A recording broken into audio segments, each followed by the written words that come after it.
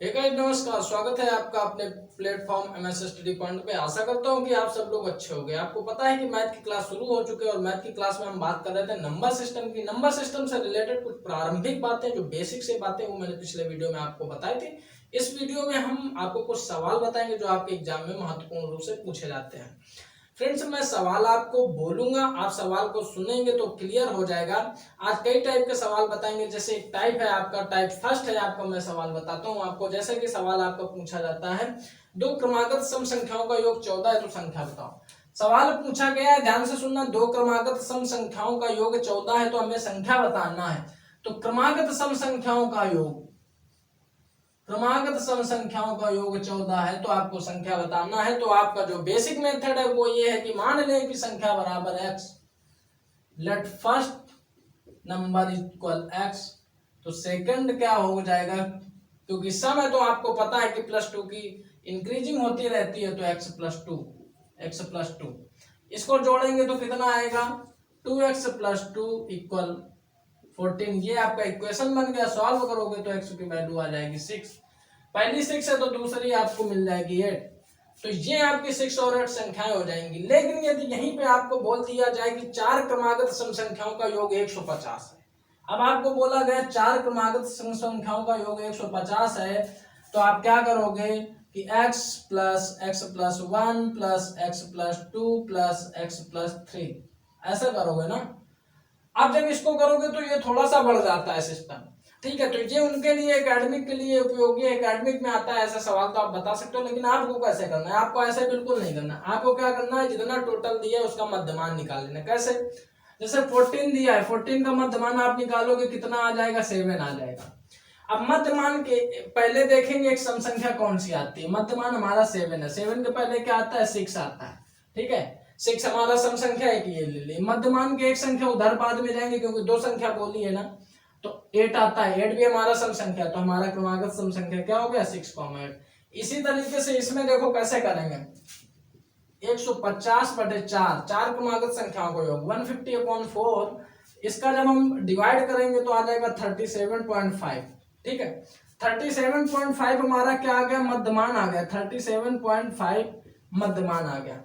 37.5 के पहले कौन सी संख्या आती है, 37 आती है। 4 लेना है तो एक और ले लेंगे। 37 के पहले क्या आती है, 36 आती है। इसके बाद की दो ले लेंगे तो 37.5 के बाद क्या आ सकता है, 38 आ सकता है, ठीक है। और 38 के बाद क्या आ सकता है, 39 आ सकता है। तो हमारी क्रमागत संख्याएं क्या हो जाएंगी, 36, 37, 38 एंड 39। ऐसे करना है आपको ये सवाल। अब इसी में जैसे आपसे कह दिया जाए कि तीन क्रमागत विषम संख्याओं का योग 357 है। कितना है, तीन क्रमागत विषम संख्याओं का योग, तीन क्रमागत विषम संख्याओं का योग कितना है, 357 है, ठीक है। अब आप अपना प्रारंभिक मेथड, बेस मेथड से करोगे तो आपको टाइम ज्यादा लगेगा। तो वही अपना मध्यमान विधि अपना लेते हैं। 357 और कितनी संख्याएं, तीन है। 3 से डिवाइड कर देंगे, कितना आ जाएगा, 1119 आ जाएगा, ठीक है। अब ये हमारा मध्यमान आ गया। तीन निकालना है तो एक पहले की ले लें, और आपको पता है 119 ये ऑलरेडी विषम संख्या है, तो एक ये हो जाएगी। एक बाद की ले लेंगे तो कितना आ जाएगा, 119 के पहले आता है 117 और इसके बाद क्या आता है, 121। तो ये हमारी तीन क्रमागत विषम संख्याएं हो जाएंगी। ऐसे ही आप कितनी भी संख्याओं के बीच में निकाल सकते हो। ये प्रैक्टिस आप अपने आप से करते रहोगे, ठीक है। अब टाइप दूसरा देखो। इसमें टाइप 2 क्या है। टाइप 2 आपसे क्वेश्चन पूछा जाता है कि 1 से 100 तक की प्राकृतिक संख्याओं का औसत क्या होगा। ये क्वेश्चन से बहुत आता है, या 1 से 100 तक की संख्याओं का योग क्या होगा। अब आपसे जैसे पूछा गया कि 1 से 100 तक की संख्याओं का औसत, तो कैसे निकालोगे, 1 से 100 तक की संख्याएं जोड़ो, फिर इसके बाद उसका भाग दो।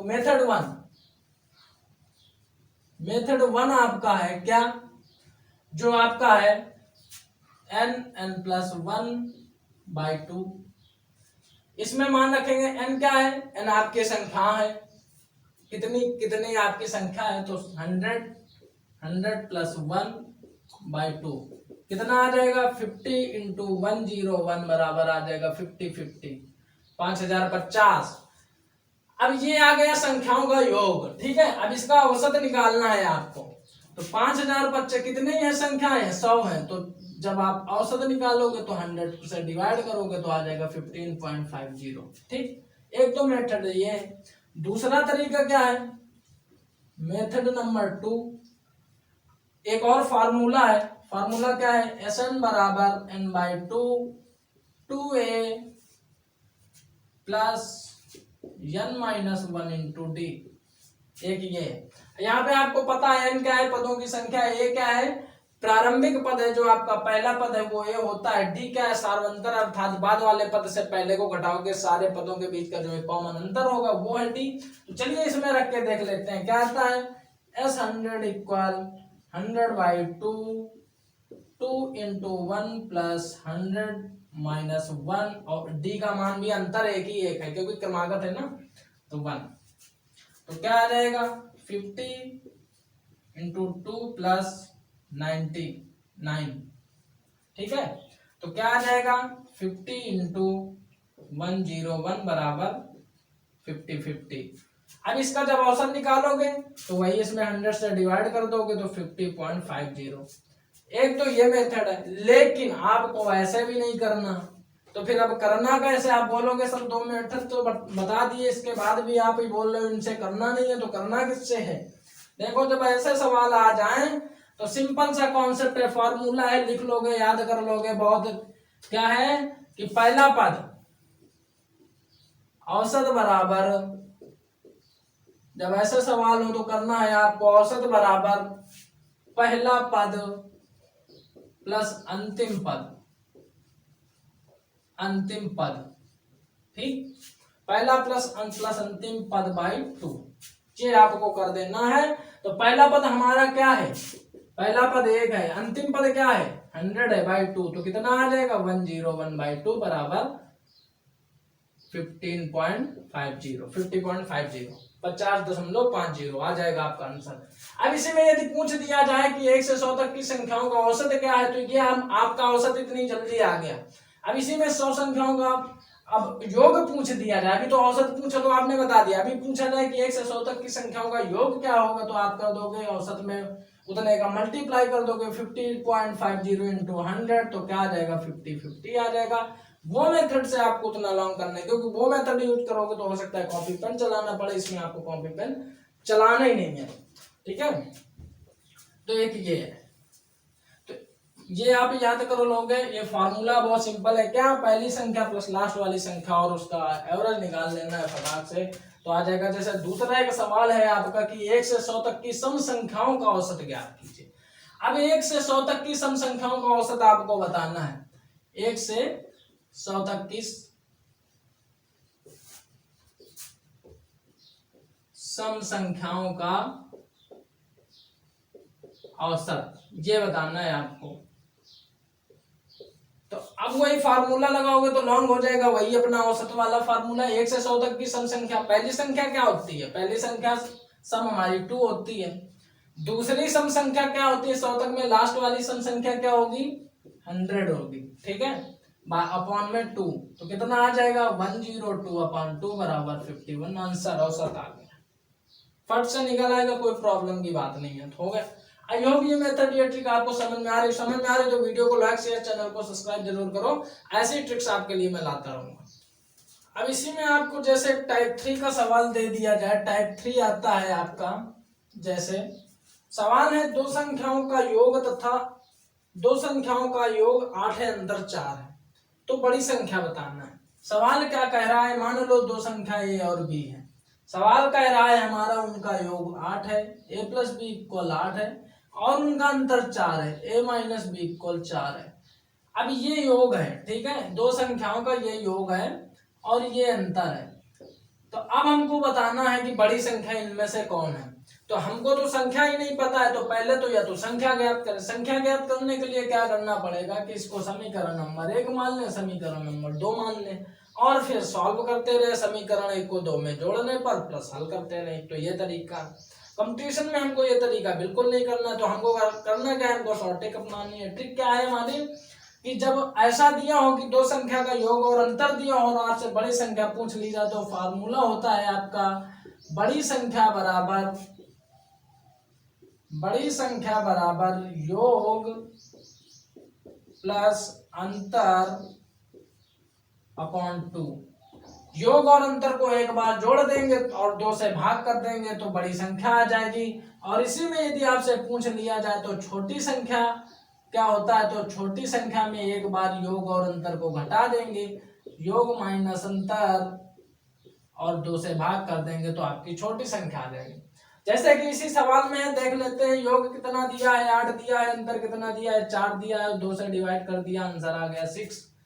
ये आपकी हो गई बड़ी संख्या। अब इसी में छोटी संख्या पूछ लेता तो आप आराम से कर सकते थे 8 - 4/2 और ऑप्शन आ गया आपका 2।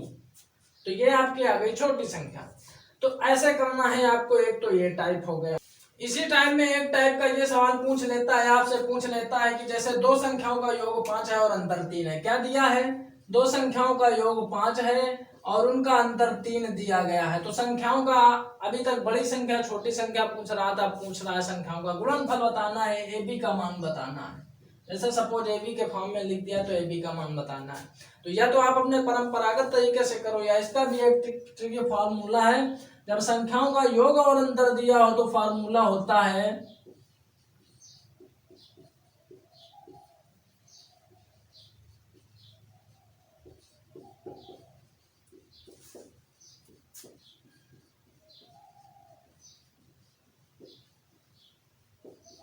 जब संख्याओं का योग व अंतर दिया हो तो संख्याओं का गुणनफल बराबर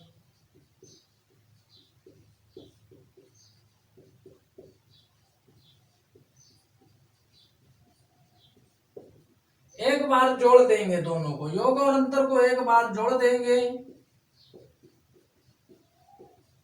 और एक बार घटा देंगे और दोनों का मल्टीप्लाई कर देंगे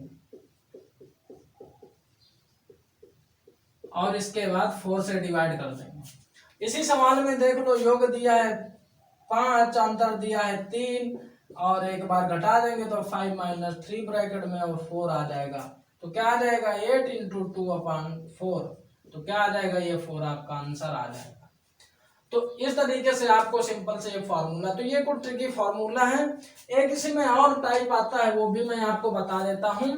यह सवाल काफी मजेदार भी है और अच्छा भी है सवाल है और पूछा भी जाता है। देखो टाइप 4 में हमारा इसमें सवाल आता है, जैसे कहा गया कि एक रमेश है, आपके आसपास मुर्गी पालने वाले सुअर पालने वाले जरूर होंगे। तो जैसे कहा गया कि रमेश के जो है जो मुर्गी बाड़ा है, जो सुअर का बाड़ा है, या रमेश ने घर में 37 जो है सुअर और मुर्गी पाल रखे हैं।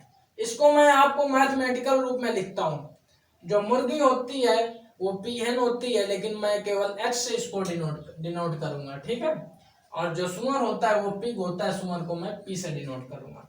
सवाल कह रहा है कि रमेश घर में सुअर और मुर्गियों की संख्या कितनी है, 37 है, अर्थात H + P की संख्या कितनी है, 37 है।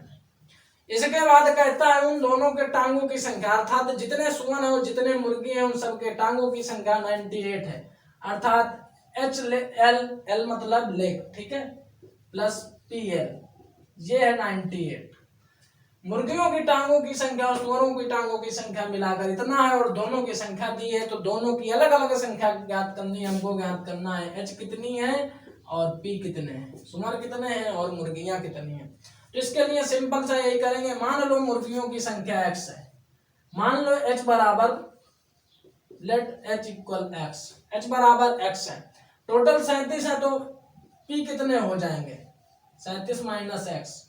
अब एक मुर्गी में कितनी टांगे होती हैं, 2 टांगे होती हैं, सुअर में कितनी टांगे होती हैं, 4 टांगे होती हैं, तो टोटल टांगे कितनी हो जाएंगी, दोनों का मल्टीप्लाई करके योग कर देंगे और जो दिया है 98, तो क्या करेंगे 2 × X + 37 - X × 4 = 98।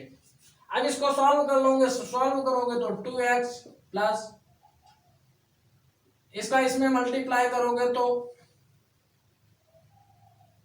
148 आ जाएगा। और इसके बाद ये माइनस का 4x इक्वल 98। एक्स वाला उधर ले जाओगे तो आ जाएगा आपका 2x इक्वल 148 माइनस 98। 98 में जब घटाओगे आप तो ये आपका आ जाएगा x बराबर